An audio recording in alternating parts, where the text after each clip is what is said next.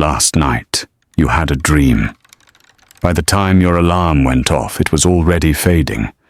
By the time you reached for your phone, it was gone. You didn't think much of it. But 3,000 years ago, that dream would have been the most important thing that happened to you all week. People would have traveled for days to have it, paid for the privilege, slept on a cold stone floor inside a temple specifically designed to pull it out of you, and a trained priest would have spent hours telling you exactly what it meant. Not as metaphor, not as therapy, as information, as a message from somewhere the waking mind could not reach. For most of human history, dreams were not private. They were not psychological. They were not symptoms. They were data, and the systems humans built to collect, interpret, and act on that data were some of the most sophisticated institutions of the ancient world. We dismantled all of them in about 100 years, and replaced them with a man in Vienna who decided your dreams were mostly about your mother. Let's start at the oldest layer, because this goes back further than you think. The oldest surviving dream record we have comes from Mesopotamia, around 2000 BC. The Sumerians were already writing down their dreams on clay tablets. Not randomly, systematically. They had professional dream interpreters, consultants you paid to decode the message. The surviving tablets show an extraordinary level of classification. Dreams about specific animals, specific actions, water, fire, falling, fly ants, each one categorized, each one with a recorded interpretation and a documented outcome. This was not superstition. This was pattern recognition. The Sumerians were doing what any good scientist does, collecting data points, looking for correlations, building a model of a phenomenon they couldn't explain. The phenomenon just happened to occur inside a sleeping mind. Egypt took it further. The oldest surviving dream dictionary in human history is Egyptian. The Chester Beatty Papyrus, dating to around 1275 BC. Over 200 dream scenarios, each one classified, each one with an interpretation. But Egypt didn't just interpret dreams. Egypt had institutions built entirely around receiving them. They were called incubation temples. You would travel to one, sometimes for weeks. You would fast, you would pray, you would perform specific rituals, and then you would sleep inside the temple, on sacred ground, near the shrine of the god, waiting for a dream to arrive. Not any dream, a specific kind. One that carried guidance for a decision you couldn't make, a diagnosis for an illness no physician could name, something you could not generate yourself while awake. The Egyptians had entire medical facilities built around this practice. Physicians and dream interpreters worked side by side. Because in ancient Egypt, the line between a medical symptom and a dream was not where we draw it today. Greece made it a science. The temples of Asclepius, the god of medicine, were scattered across the ancient world. Over 300 of them. Patients traveled from across the Mediterranean. The process was called incubation. You would purify yourself, fast for days, offer sacrifices. Then, in a specific chamber of the temple called the abaton, you would sleep, and Asclepius would come to you in a dream. Sometimes as himself, sometimes as a snake, sometimes as a dog, and he would tell you what to do. Patients recorded their dreams on stone tablets left at the temples. Hundreds of these tablets survive. They describe surgeries performed in dreams, instructions for treatments no physician had prescribed, conditions that resolved after a single night inside the abaton. And here is the part historians spend a lot of time arguing about. In many cases, the patients got better. We can't fully explain that, and neither could they. But they kept showing up, for centuries. Because whatever was happening inside those temples produced results consistent enough to justify building 300 of them across the ancient world. And this was not unique to the Mediterranean. That is what makes this extraordinary. Every major culture on Earth, independently, built something almost identical. The indigenous peoples of North America had vision quests, days of fasting, isolation, and deliberate exposure to the elements, suffering designed to crack the waking mind, open and receive what came through. Aboriginal Australians built their entire cosmology around the dreamtime, not a metaphor for ancient history, a literal dimension running parallel to waking reality, one that contains information the waking world does not, one that can be accessed.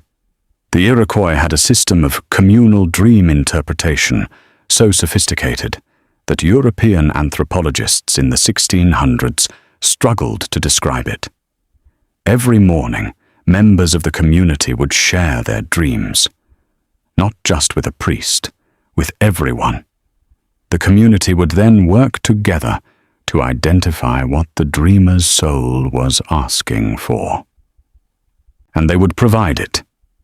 Gifts, rituals, specific actions taken on behalf of the dreamer, because the Iroquois believed a dream was not a hallucination. It was a desire of the soul that had not found expression in waking life. Ignore it long enough. The soul gets sick, and then the body follows. Every culture reached a version of the same conclusion, independently, without contact with each other. Dreams carry information the waking mind cannot generate on its own. Ignoring them is dangerous. The systems built to capture and use that information were among the most important institutions these cultures ever created. That is not nothing. That is 10,000 years of separate civilizations noticing the same thing and building technology around it. And then one man in Vienna rewrote the entire framework in a single book. In 1899, Sigmund Freud published The Interpretation of Dreams, and it changed everything. But not entirely in the way people think. Freud did something brilliant and something devastating at the same time. The brilliant part, he insisted dreams had meaning. At a time when mainstream science was starting to treat them as random neural noise, he pushed back. Dreams are not static on a broken television. They are telling you something. He was right about that, the devastating part. He made dreams private. In every system that came before, dreams were communal data. You shared them. The community helped interpret them. The meaning was negotiated between the dreamer and the group. Freud turned dreams into individual psychological symptoms, something to be processed alone or with a paid professional behind a closed door. Something that revealed not a message from outside, but a malfunction inside. Your dream about flying was not a signal. It was repressed desire. Your dream about falling was not information. It was anxiety. Everything pointed inward. Everything pointed backward. Everything became about pathology. And in collapsing the entire question of dreams into individual psychology, Freud accidentally gave the culture permission to stop taking them seriously. Because once a dream is just a symptom, you don't need a temple. You need a couch. And once you can't afford the couch, you don't need anything. You just forget. Modern sleep science knows some things the ancients didn't. REM sleep is real. Memory consolidation during sleep is real. The brain processes emotional experiences during dreaming, files information, and solves problems the waking mind gets stuck on. In 1865, Auguste Kekulé discovered the ring structure of benzene after dreaming of a snake eating its own tail. Paul McCartney heard the complete melody of yesterday in a dream. The sewing machine needle was redesigned after Elias Howe dreamed of a spear with a hole near the tip. The problem-solving capacity of the dreaming mind has been documented repeatedly by modern neuroscience. We just don't have a system for using it, because we dismantled all of those and replaced them with alarm clocks. Here is what actually happens now. You dream for roughly 2 hours every night. Most of it occurs in the final REM cycles, the ones that happen in the hour before you wake up. Those are the richest, most vivid, most cognitively active dreams of the entire night.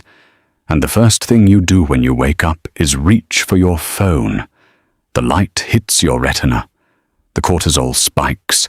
The dream collapses. In about 10 minutes, 90% of what you experienced is gone forever. For 300,000 years, humans woke up in low light, in groups, with nothing competing for their attention. The dream was still there, and they talked about it. Not because they were primitive, because they were paying attention to something real. Something that modern neuroscience confirms is happening inside your brain every single night. We just stopped looking at it. We traded the temple for the notification, the community for the comment section, the shared dream for the private anxiety spiral at 2 a.m. And most people never noticed the exchange. Every culture that ever existed built something around the dreaming mind. Everyone, without exception. We are the first to decide it wasn't worth the effort. We don't yet know what that costs. But the part of your brain that dreams is exactly what it always was. Same structure, same programs, still running every night, still trying to hand you something in the dark. The only question is whether you'll be awake enough to receive it.